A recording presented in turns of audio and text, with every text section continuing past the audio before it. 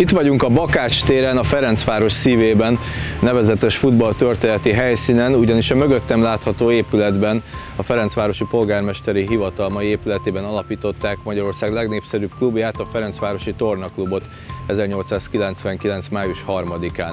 Az alapítók közül is kiemelkedik Springer Ferenc, a klub első elnöke, akinek dédunokájával, ifjabb Springer Miklóssal beszélgetünk. Mit jelent a Ferencváros számomra? Azt gondolom, hogy mérhetetlen büszkeség. Tehát azért Fradi mégiscsak Magyarország talán legnépszerűbb sportegyesülete, egyik legsikeresebb sportegyesülete, és büszkeséggel tölt el, hogy a Springer család meghatározó szerepet játszott ennek az egyesületnek a történelmében. Ugye 121 éves idén, tehát történelemről lehet beszélni. Déd nagyapámról közismerten tudják, hogy ő volt a Fradi első elnöke, ugye egészen haláláig, 1920-ig. Azt talán kevesen tudják, hogy ő az az elnök a mai napig, aki a leghosszabb ideig töltötte be az elnöki tisztséget, tehát 21 éven keresztül, és ha jól tudom, akkor minden évben ugye újra kellett választani, tehát megmérettette magát. 21 év azért a mai viszonyok között is nagy idő. Édesapám pedig 1928-ban született, tehát nem volt személyes kontaktus. És ugye a családi tragédiához az is hozzátartozik, hogy édesapám mindösszesen 10 éves volt, amikor az édesapja elhunyt.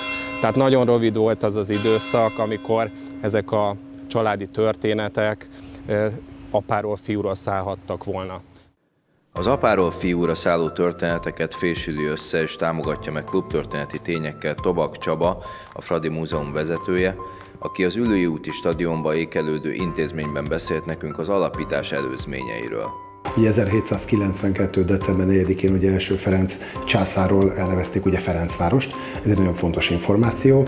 Ugye utána volt, fejlődésnek indult ugye a Ferencváros, 1795-ben pedig egy árvíz teljesen elpusztította a kerületet, akkor ugye megint nekiálltak az építésnek, a szépítésnek, akkor 1838-ban megjött egy árvíz, utána pedig a tanács segítségével egy abszolút újra gondolt újjáépítés kezdődött, és hát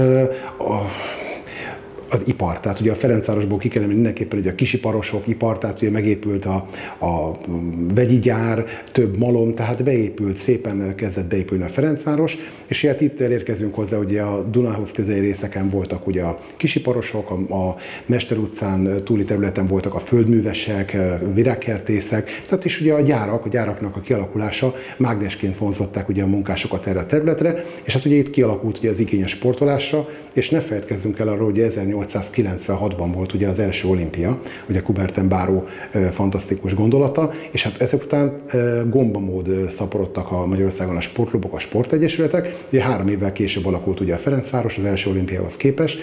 Igen, ugye volt a Tűzoltó utcában egy Sturza gyár, annak az udvarán játszottak ugye a Sturza srácok, Békés testvérek, a Malaki testvérek, Weiss, tehát a ferencvárosi alapítók, tehát akik valóban 11-ek bandája néven voltak ismertek. Ugye kim volt Gabrovic Kornél, ugye a 11-ek bandájának a tagja, kim volt a Szláviánál, ugye Csehországban, és ugye megnézte a klub életet, ugye az angol modellt hozta haza Magyarországra, teljesen belelkesült, és amikor hazaérkezett, akkor úgy döntöttek a 11-ek bandájával, hogy ők is alapítanak egy sportklubot. A Bakács téri kulcsesemény körülményeiről hiteles beszámolót olvasunk a Sporthírlap egyik 1925-ös számában.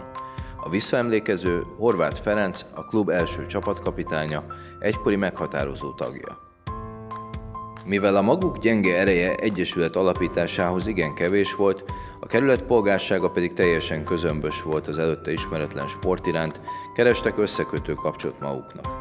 Ezt Gráf József ferencvárosi pékmester személyében találták meg, aki az ő jóra és nemesre fogékony lelkével nem csak őket értette meg, de aki a ferencvárosi polgári körbe tömörült polgárság minden rétegében ismert és szeretett polgártárs lévén ebben a körben szeretettel csinált propagandát az ifjúság törekvésének.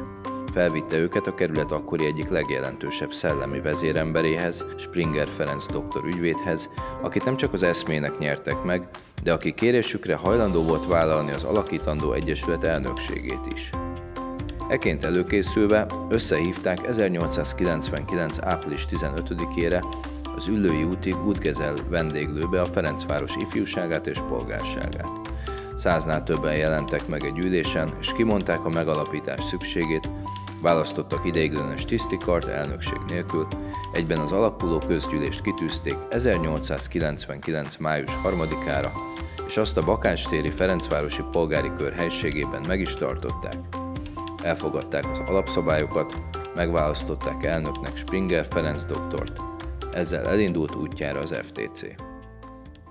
Tehát mindenképpen kiemelném, hogy a Ferencvárosnak a kohéziós ereje, az összetartása azokban az időben alapozódott meg, ugye mindmáig tart, ugye a Ferencváros a nemzet csapata, és nagyon fontos információ, hogy azért akkoriban, amikor totálisan pénznélküliségről beszélünk, tehát teljes amatőrizmus volt, ugye Gráf Józsefet említettem, ugye a pékmestert, ő ugye minden mérkőzésre, minden edzésre pékárút biztosított a csapatnak. Egyébként nem tudom, ezt tudtátok-e, hogy Sós Kiflis csapatnak hívták abban az időben a Ferencvárost. A Ferencváros történelmét korszakokra bontottuk, és ugye különböző öltözőszekrényekben megjelenítettük ugye a kornak megfelelő hangulatot, zenei aláfestés, illetve tárgyakkal. És hát ugye az első, a számunkra most érdekes alapításhoz tartozó szekrényben a következő tárgyak láthatók. Egyébként nem csalás, nem ámítás, ez tényleg a kor felszerelése volt, tehát a cipő olyan, mint egy munkavédelmi bakancs, de valóban lehet látni a fényképen, hogy valóban ilyen cipőben futballoztak, ilyen mez és ilyen inkszerű mez volt, és hát ez nem a mai vízlepergetős mez, hogy kifutnak a játékosok, lemegy a víz, és akkor mindenki boldog. Ez megszívta magát, mint hogy egy páncélmellénybe szaladtak volna, és régi játékosok mesélték, hogy a bakancsnak az alját átütötte a szeg, és hogy vérzett a lábuk a meccs végére, tehát azért ez eléggé emberpróbáló volt akkoriban sportolni, és hát itt látható a fénykép, ugye az első nevezetes Ferencváros látható rajta, 1903-ban ugye az első ferencvárosi bajnokcsapat, háttérben mindmáig a múzeumban látható Margit-szigeti ezüstlabda vándordíjjal. Végül térjünk vissza a Bakács térre, a Springer család történetéhez. Vajon miként éli meg az ősök zöld-fehér kötődését az alapító dédunokája, aki a Fradihoz haláláig hűséges 2019. decemberében elhunyt édesapjától, Springer Miklóstól örökölte a vonzalmat? Ez a Fradi kötődés, miért vagyok fradista, ugye ezt nagyon sokan felszokták tenni a kérdést. Hát valószínű, hogy ez valahol a génekben is benne van. Ez gyerekkoromban, tehát ha bennem él egy kép, 8 éves lehet, azt hiszem 8 éves voltam. Az első Fradival kapcsolatos élményem, hát sajnos az egy újpesti Dózsa elleni 8-3-as vereség volt. Egy életre megtanultam Fazekas László nevét, de nem is ez a fontos benne, hanem hát édesapám ott zokogott a tévé előtt. Hát 8 éves gyerekként nem nagyon tudtam hova tenni ezt, hogy egy közel 50 éves ember miért zokog. Aztán megértettem. Pár évvel később, amikor 2-1-re győztünk, akkor már együtt örültünk. Szoktam mondani, hogy követem a család példáját. Dédapám 27 évesen nősült, nagyapám 27 évesen nősült, édesapám is 24 évesen nősült, én is 27 évesen. Mindannyian elvégeztük a jogi egyetemet, de gondolom a kérdés másra irányul, Fradira. Tehát jelenleg is aktív szerepet töltök be. A labdarúgó ZRT igazgatóságának vagyok a tagja néhány éve, és ugye édesapám az elnökségnek volt a tagja, és ugye a halálát követően érkezett egy felkérés az elnökség részéről, hogy örömmel vennék, hogyha ezt a stafétát átvenném. Hát ez egy nehéz kérdés, meg kell, hogy mondjam őszintén, mert édesapám halálával azért egy hatalmas űr keletkezett.